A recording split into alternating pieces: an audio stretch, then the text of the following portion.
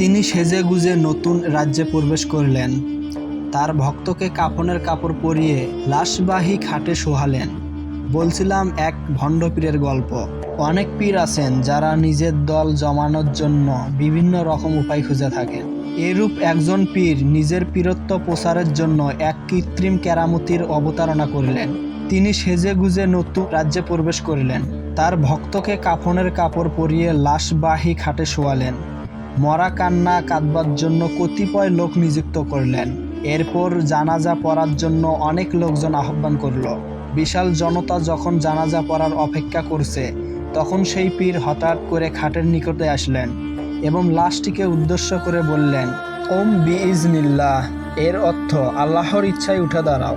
ডাক শোনা মাত্রই লাশটি কাফনের কাপড় ফেলে দিয়ে উঠে দাঁড়ালো এবং হাত তুলে জনতাকে সালাম জানালো। পীরের এই কেরামতি দেখে সরল মনরা জনগণ চারিদিকে প্রচার করে দিল।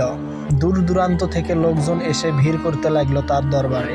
রাজ্যের রাজাও এই নবগত পীরের কাহিনী শ্রবণ করলেন। তিনি ছিলেন খুব বুদ্ধিমান। তিনি পীরের আসল উদ্দেশ্য ধরার জন্য তার মাথায় একটা খেলা খেললেন। পীরকে তার দরবারে ডেকে পাঠালেন। মনে মনে পীর সাহেব ভাবলেন তার কৌশলটি বিফল হয়নি। আজাও তার ভক্ত হয়ে পড়েছেন।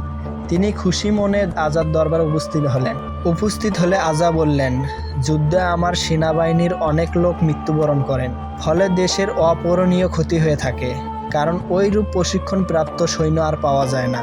আপনি এই দেশে অবস্থান করুন, ওদেরকে জীবিত করাই আপনার কাজ। আজা আরও বললেন, আপনার ভরণ পোষণ এবং যাবতীয় ব্যয়ভার আমরা বহন করব। আজার এই কথা মাত্র শোনাই যেন পীর সাহেবের পায়ের তলা থেকে মাটি সরে গেল। তিনি আজার কাছে এসব আশা করেন নাই। তিনি দুই চোখে অন্ধকার দেখতে লাগলেন এবং সুযোগ বুঝে অতি গোপনে রাতারাতি দেশ থেকে পালালেন। আর এই গল্পটির বনায়ন না, এটি উল্লেখিত আছে আল এফাজাতুল ইয়াউমিয়া খণ্ড 2 পৃষ্ঠা নং 55।